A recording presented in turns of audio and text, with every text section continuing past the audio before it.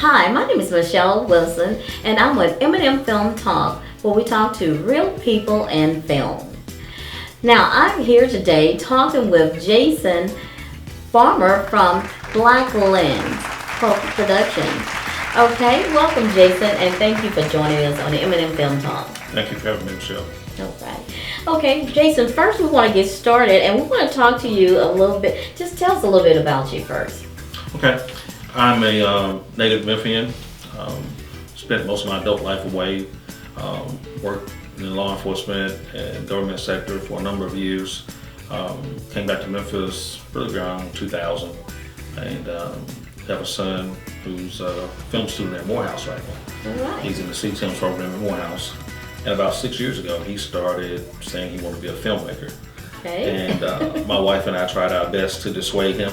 I was going to ask you, how did you take that? From becoming a filmmaker. It was like, I'm not sure if those people eat on a regular basis. And, so really, we really did. We introduced him to friends who are pilots and doctors and lawyers and business owners. And he just kept coming back to this thing about wanting to be a filmmaker.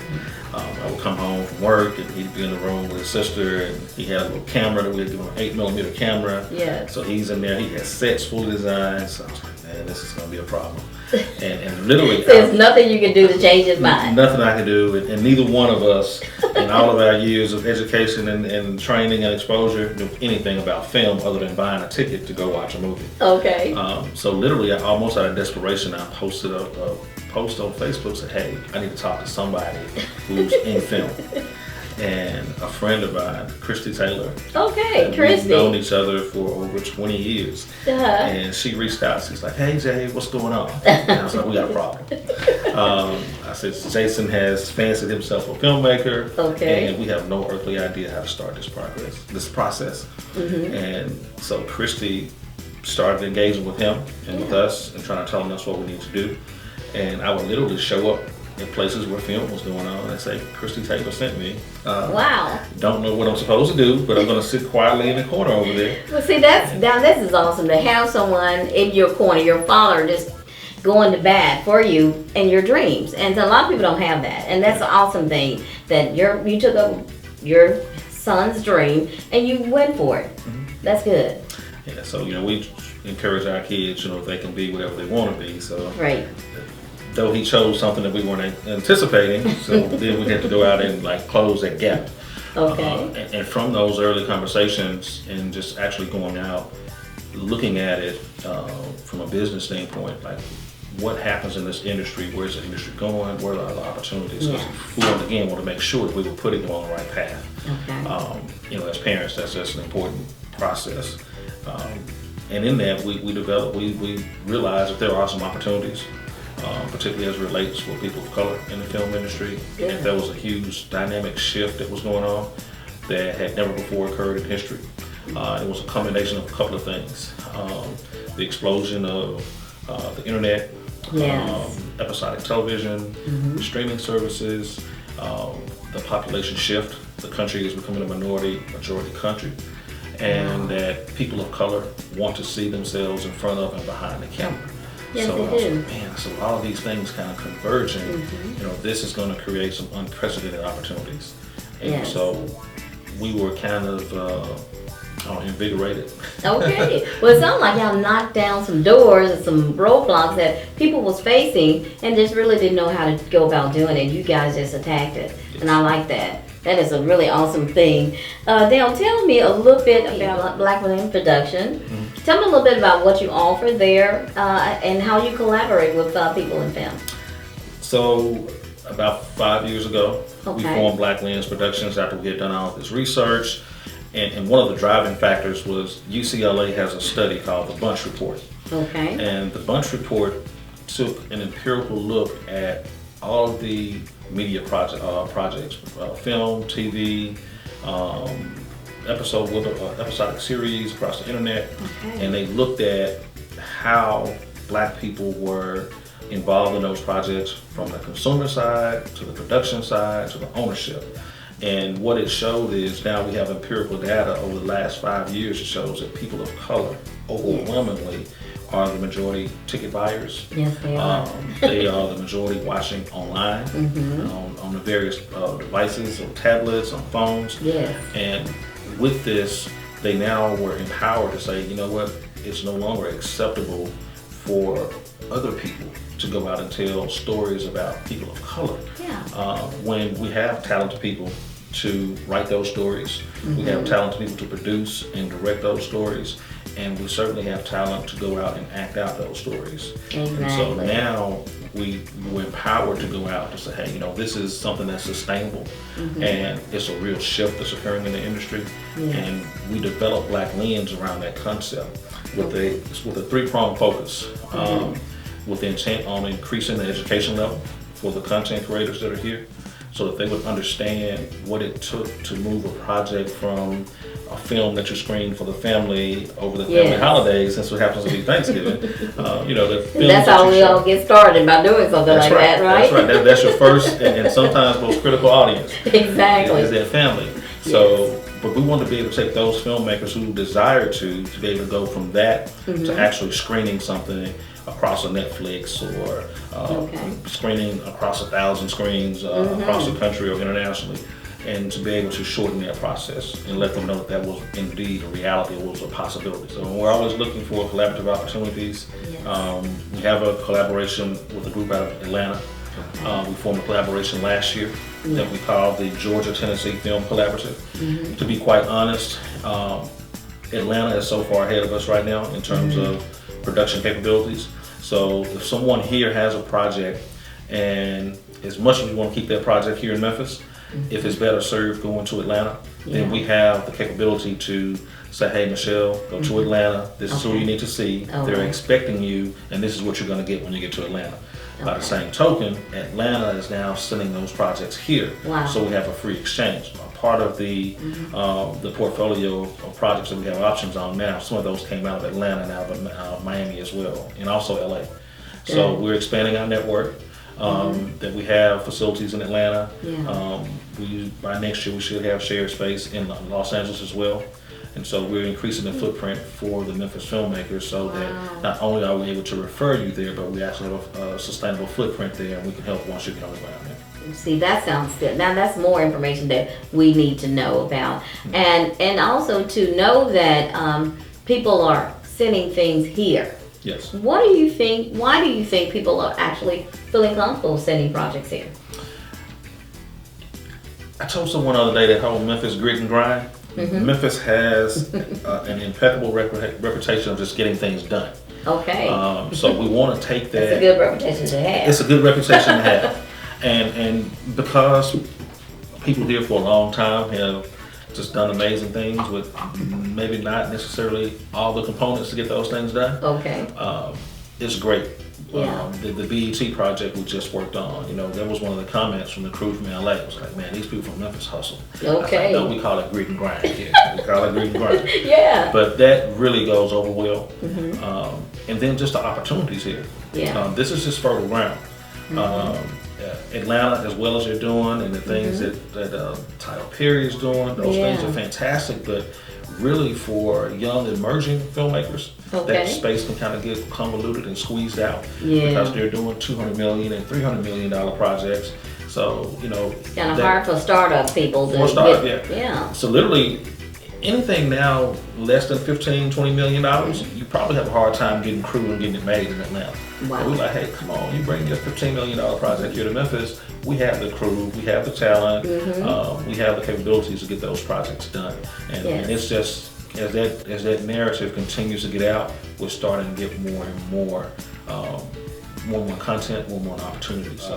Black Lens and my team and I, we focused on building out capacity. So we have some announcements that will be forthcoming at the beginning of the year, where we are looking to make some announcements around increasing capacity here in the Memphis market, locally sourced funding. So that if we want to create the ecosystem here in Memphis for minority filmmakers to come here, then that was a third critical piece that we needed to be able to incentivize those projects to come here.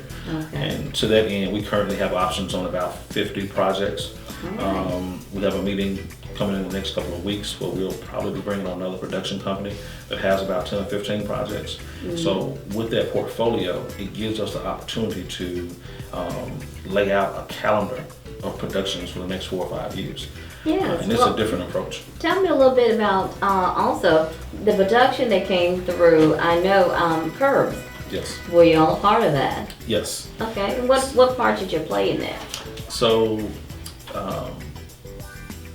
Denise Davis Okay. and Issa Rae, they co-founded Color Creatives. The screenwriter for that project was Sky Rhodes. She's a local Memphian. Yeah. Sky had won a contest with BET and Color Creative to write a screenplay that could be picked up for adaptation. So she won that project about a year ago, and she was adamant about coming here to Memphis to shoot the pilot. They had been here, and the team was looking around for the right elements to come together to shoot the project. Yeah. Someone referred them to us. Great. We met with them over the phone. Later that week, I met with their production team that was here on the ground, and we reached an agreement within about 4 or 5 hours. Wow. And we assisted in that project, and it was a fantastic shoot. Sky did an amazing job in writing the pilot, and so far we had the BET executives were in town for the project, and it went very well. So we should be hearing something soon, and if that production gets picked up, it'll be coming back here to shoot in spring of 2020. See, that's awesome to know that it is an opportunity for writers here in Memphis, Tennessee, to get connected with this type of projects and production companies. It's an opportunity out there, so that's why we wanted you on the show, just to open the doors for people, because a lot of people don't understand what's out there and what they can do to just get their projects out there, and what avenue, what tools are out there for them, what vehicles are out there for them to do it. So we're going to take a break, and we'll be right back with Jason Farmer, keeping it real on M&M Film Talk. M&M Film Talk, sponsored in part by Watson Tax Services, Chester Watkins.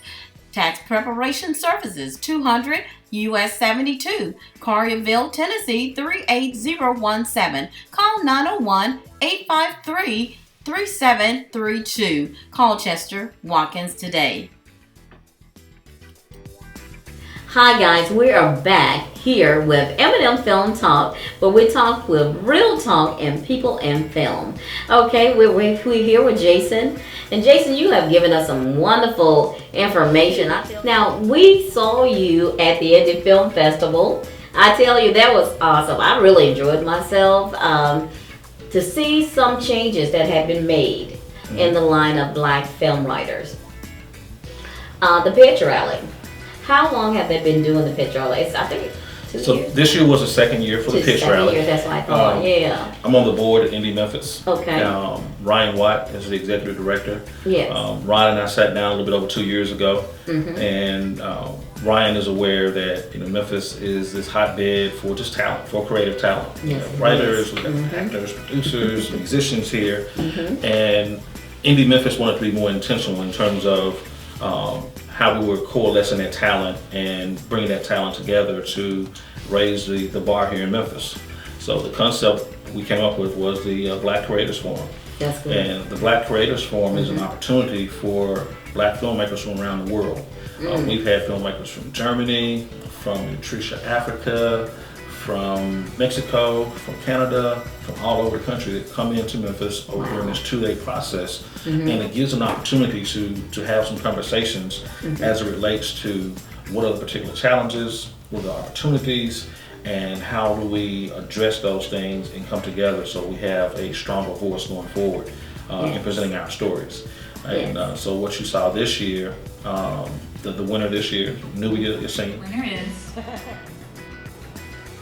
Nubia Yassine.